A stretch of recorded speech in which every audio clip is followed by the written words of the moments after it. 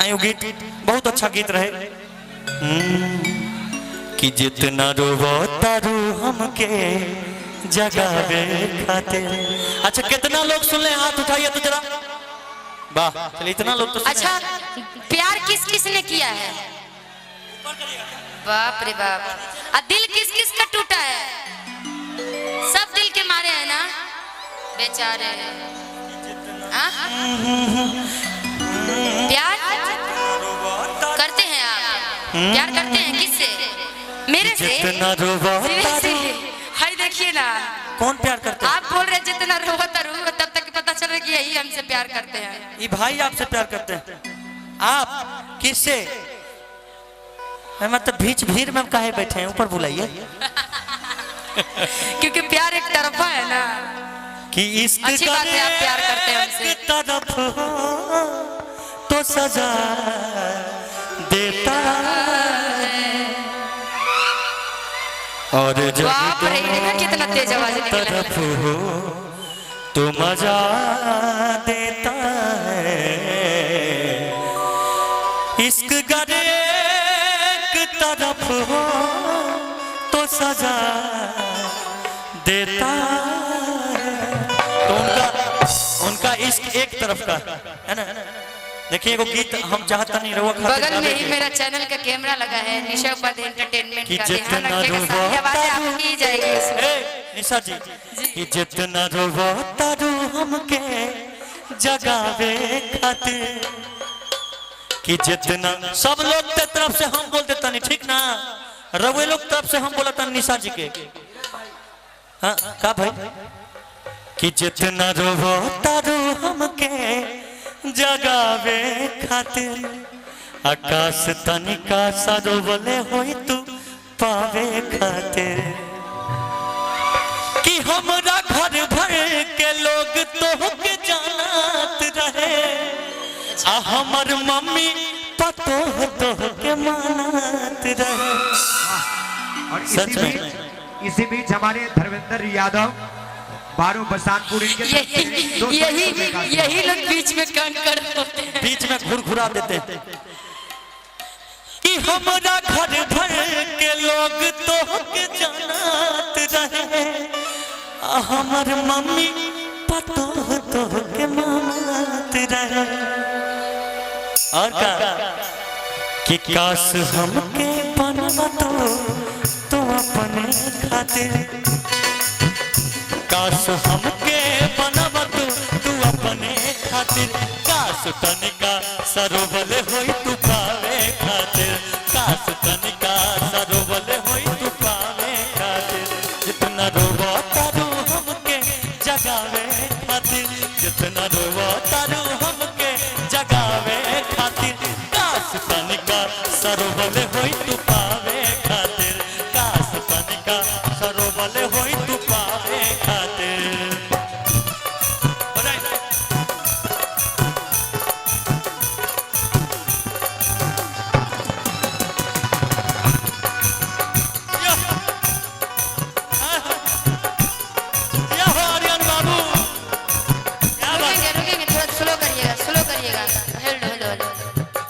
आप सबको बीच में दिखा दूं इसको कौन कौन पहचानता है यूट्यूब के माध्यम से?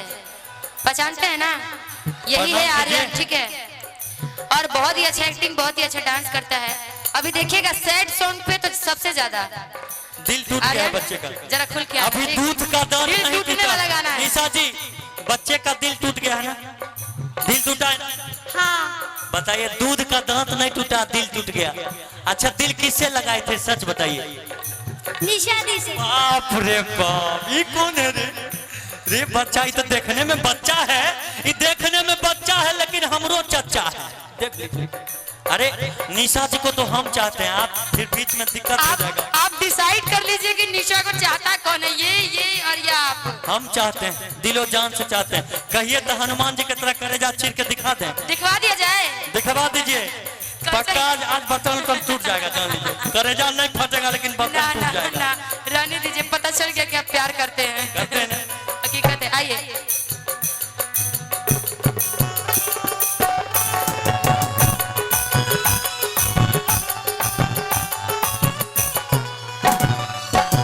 अब देखिए कैसे पता चलेगा कि हम आपसे प्यार करते हैं।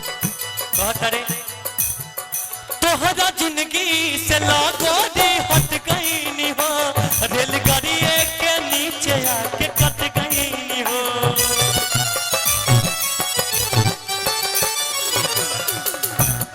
एगो बात कहे, आहा तुम तो धोखेबाज हो, वादा करके भूल जाते हो। तुम तो धोखेबाज हो, वादा करके भूल जाते हो।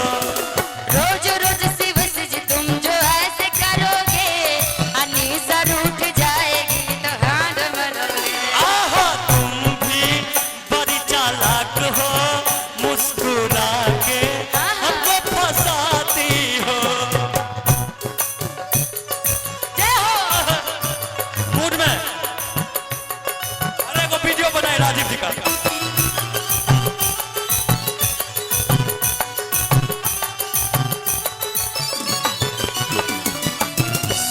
देखी तोरे खातिर निशा जी को बात कहा,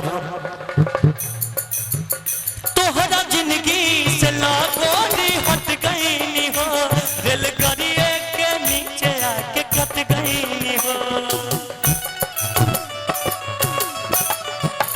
तोहरा जिंदगी से लागो दी हट गई नी हो, रेलगाड़ी के नीचे आके कट गई नी हो।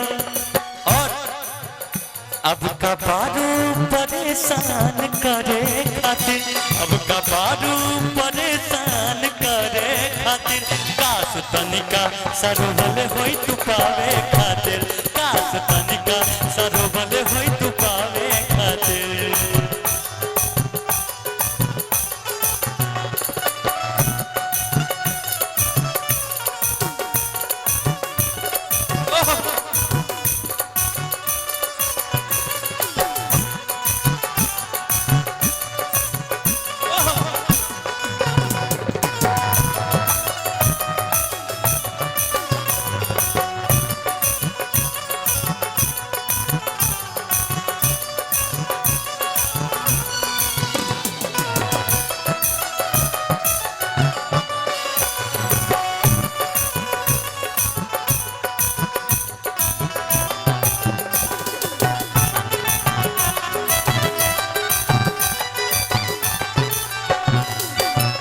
और देखी ये गाना कहे के बाद, हमरा घर भर के लोग तोह के जानत रहे, हमर मम्मी पतो तोह के मानत रहे।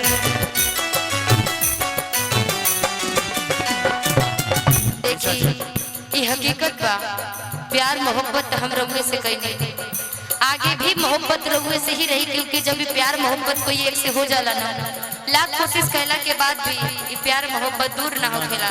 चाह के भी हम रउआ के भूल नहीं खी सकत, रउआ के छोड़ नहीं खी सकत, लेकिन रउआ कहता नहीं कि काश उनका चीर होता, हम रउआ से प्यार करते हैं तो दिक्कत होता उनका। बोलिए ना कि हमारा घर भर के लोग थोड़ा गाएंगे। हमरा घर भर के लोग तोह के जानत रहे, हमर मम्मी पतो तोह के मानत रहे। हमरा घर भर के, हाँ हमरा घर भर के लोग तोह के जानत रहे, हमर मम्मी ना दामाद तोह के मानत रहे। दामाद ना मानत रहे। समझ में आया शिवेश जी? तो एगो बात बताई, राउर मम्मी हमरा नहीं मानने दिला तो हम कहीं। और एक लड़की खातिर परिवार से बढ़ के कुछ नहीं होता है, प्यार तो सबसे प्रथम चीज है ही, लेकिन प्यार को हम अधूरा इसीलिए सोच के छोड़ दिए क्योंकि प्यार शब्द अधूरा होता है। तो हम जाएंगे सासू माँ के पास हाँ। और कहेंगे, क्या कहेंगे पता? क्या? मुंह कवन लेके आईती दिखावे खातिर, मुंह कवन लेके जाईती दिखावे खातिर, काश तनिका सरोवल होई तू पावे खातिर, काश तनिका सरोवल होई तू पावे खातिर।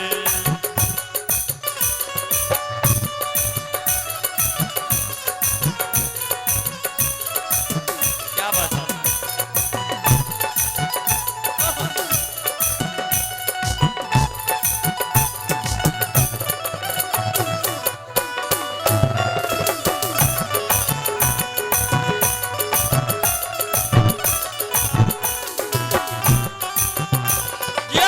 मान जा बाबू।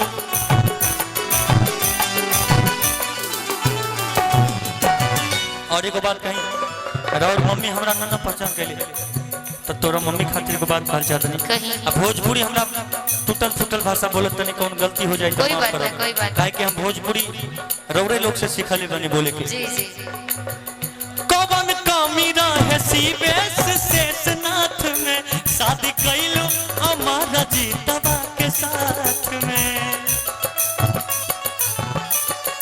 ऐसी शादी हो गई आपकी? अभी नहीं हुई है, झूठ मत हो बोल। जाएगी तो बता देंगे। ना झूठ बोल रही हैं आप। अभी से ये तो अफवाहें गलत फैला रहे हैं, देख रहे हैं ना, शादी हुआ भी नहीं है, बोल रहे शादी हो गई है। मानना झूठ पड़ेगा। बोले कौवा काटे कौवे से डरियो, झूठ बोले कौवा काटे कौवे से डरियो।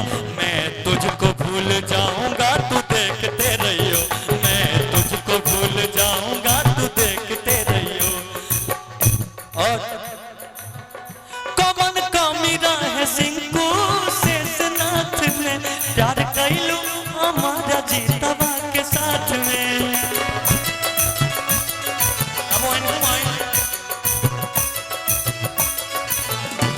निशा जी जी। और का कई बार कोशिश कैनी मनावे खातिर। एक बात और निशा जी जी कि बंदा बहुत काम का हूँ बहुत काम का होता, बंदा बहुत काम का हूँ बहुत काम का होता। वो तो आपके माँ पापा के प्यार ने रोक रखा है, वरना आपके माथे में सिंदूर शिवेश के नाम का होता है ना, शिवेश के नाम का होता। तो सुनिए एगो बात है कि कई बार कोशिश कैनी मनावे खातिर, कई बार कोशिश कैनी मनावे खातिर। काश तनिका सरोवले होई तू पावे खातिर, काश तनिका सरोवले होई तू पावे खातिर, काश तनिका सरोवले होई तू पावे खातिर। गाना रोबावे खातिर, हमके बबहतारू केतना रोबावे खातिर। काश तनिका सरोवले होई तू पावे खातिर, काश तनिका सरोवले होई तू पावे खातिर, काश तनिका सरोवले होई तू पावे खातिर, काश तनिका सरोवले होई तू पावे खातिर, काश तनिका सरोवले होई तू पावे खातिर, काश तनिका सरोवले होई तू पावे खातिर, काश तनिका सरोवले होई तू पावे खातिर। आप बोल रहे हैं कि काश तनिका सरोवले हो तू